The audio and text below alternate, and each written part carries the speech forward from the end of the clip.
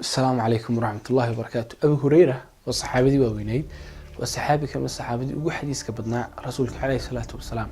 ayaa maalin xalqad buu fadhiyaa intaanu bilaabin ayaa uu dadkii la hadlay wuxuu ku yiri Ilaahay baan idinku dhaariyay hadii uu idinku jiro nin qaraabo goys ah meesha ka kaco wala sadkii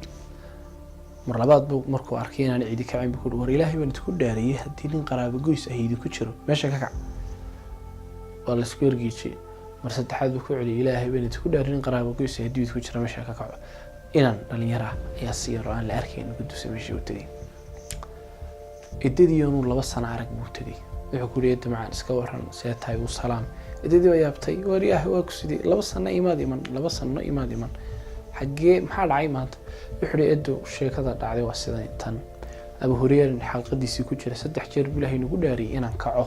qofkii qaraabo goys ah u kac sida ugu ilaa waan soogahay waxa ku tiriyay dawaan ku saamay wax dhib ahna ma sameeynin orod xalqadii tag laakiin hal sharti baan kugu xidhay xidhwaan hay'ado wan ka soo baxaya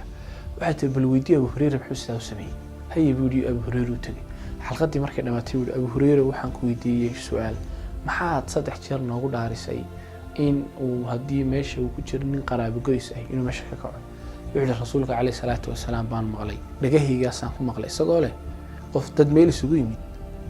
inta qof qaraabo goys ah uu ku jiro naxariisi ka dheer naxariisi macna kuma soo degto anaguna waxaan doonaynaa naxariista Ilaahay wax baan baranaynaa naxariista Ilaahay baan sugaynaa inuu timaado haddii qofkaas dhex fadhiyo iman mayso sida awgeed baan doonay inaan naxariisto helno qofkaas inuu nooga dhex baxo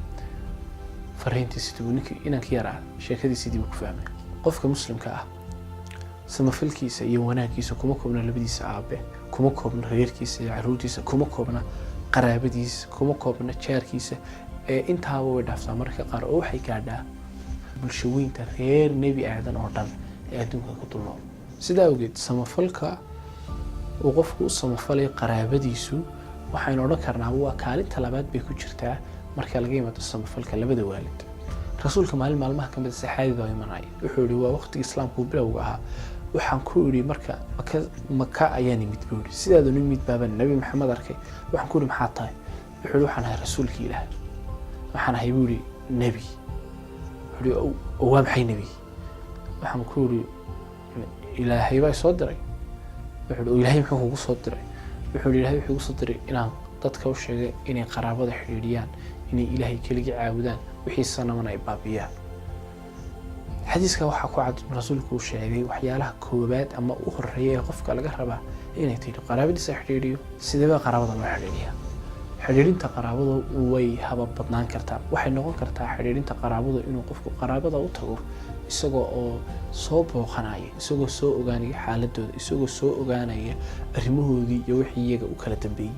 ogaanshiyaha ama iska wardoonistu waa hababka waa hab kamid ah qaraabo xiriirinta waxay noqon kartaa inuu qofku qaraabadiisa ku xiriiriyo maalkiisa iyo lacagtiisa oo kooda faqiirka ah ee waxba haysan uu ku caawiyo kooda dhakhtarka tagi kari waayay isagoo xoolihiisa dhakhtarka uu ku geeyo waa qaraabo xiriirin qofku laba ajar uu helayo ajarkii qaraabo xiriirinta iyo ajarkii sadaqada qaraabo xiriirintu waxay noqon kartaa inuu qofku qaraabadiisa u xiriiriyo isagoo ujeedadiisu tahay tilmaan hagis iyo xisu sheegis in wax la isu sheego la istoosiyo la reer walaal ama ilmaadeer ama kolba wuxuu qofka u yahay arinta iyada ma qurux badna iska daa walaalnimada ayaan kaaga naxayay waa arin kamid ah qaraabo xiriirinta qofku wuxuu qaraabadiisa ku xiriiriyaa marka qaar hadaan lacag u hayn hadaan wax kale u hayn wajigaaga furan ku xiriir qaraabada qosolka dhoola cadaynta farxadda ahu qofka dad farxad kaliya qof dadku markay arkaan ay farxaan ay bushaaraystaan noqonin qof marka la arko balaayo iyo baas iyo quraan qurux badnayn iyo xasuusto qaraabo xiriirintu waxay noqon kartaa dadka wada heshiisiis laba qof isku dhacay qoyska kamid ah laba qof oo qaraabada kamid ah baa isku dhacay inaad heshiisiisid oo booqashada waato booqasho ay ka dambayso heshiisiin iduna waa ajar kaba sii weyn oo ajarkii heshiisiinta ajarkii qaraabo xiriirinta ay waxa ku yeelaysaa rasuulku wuxuu sheegay ma aha qofka qaraabada xiriiriya ama qaraabo xiriiriyaha saxda ah maaha qofka marka la soo boqdo si uu dadka dib u booqdo kaasi ma sida kaasi waa abaal celiye abaalkii lagu gashaday bad celinaysa ee qaraabo xiriirinta saxda ah waxa weeye inaad xiriiriso xataa dadkii aan ku xiriirin inaad xiriiriso dadkii adiga gooyay asalaamu calaykum waraxmat ullaahi wabarakaatu.